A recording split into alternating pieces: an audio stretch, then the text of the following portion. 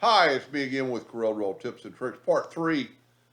I said in the other video that I didn't like the way it dips in on the bevel.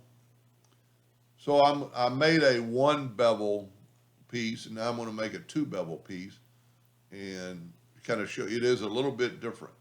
So, and remember I said I don't ever get rid of something, so there's my original because I want to go back to the original. And I'm actually going to nudge that over and nudge that over. And if you remember, that's the original part. And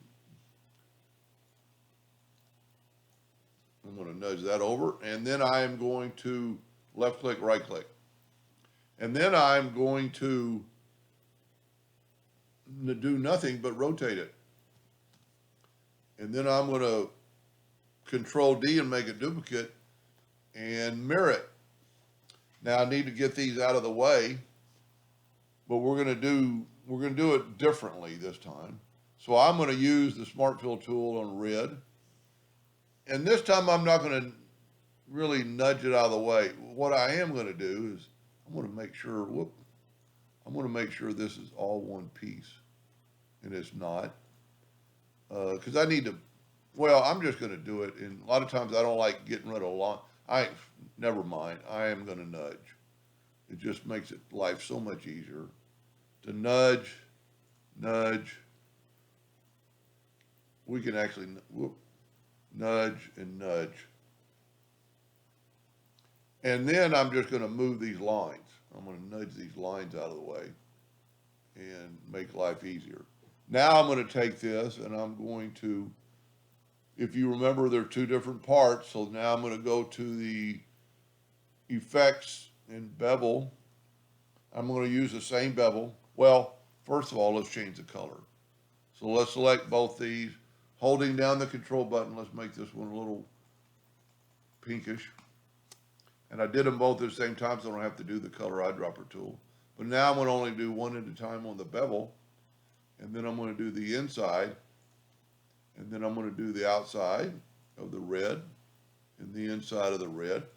And here's, I actually had a kind of a problem doing this. And so you see what you got now, you have that. So I could not, I use the Intersect tool a lot, and I could not get the Intersect tool to intersect on a bevel. Well, what we have to do is actually, let's nudge that out of the way and nudge that out of the way and go ahead and group it. And then grab this one and group it. You might not even have to group it, but I am. And then my intersect tool won't work because it's a group of 4 objects. But if we go to bitmap and convert it to a bitmap, it doesn't really change anything. Well, it does. It's a little bit irritating, a bitmap box, because now when if you try to move it, you can see a bitmap box. But I don't think there's anything there, so it's going to print. So now we're going to move that over and see what I've already got. I'm not going to have those lines like right there that kind of bug me. So, but now my intersect box will work. The only thing on this, you have to make sure you get all of that pink, down into here. You want that little corner, and you want that little corner. Now the box is selected. I'm going to hold down the shift and select my pinkish color, and I'm going to go intersect, and it made a copy. So it's over there. So now I'm going to take the exact same thing and do it right here. I've got it selected.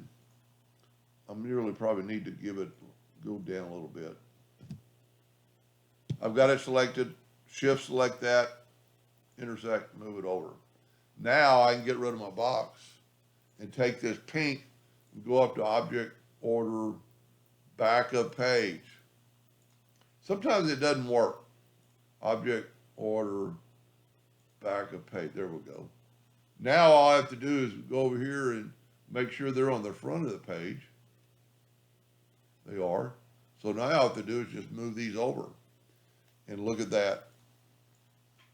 I don't have those items right there because of the bevel tool working. So it's still a bevel, and it's interlocking. Pretty cool design. Anyway, I hope that made a little bit of sense, and thank you for watching.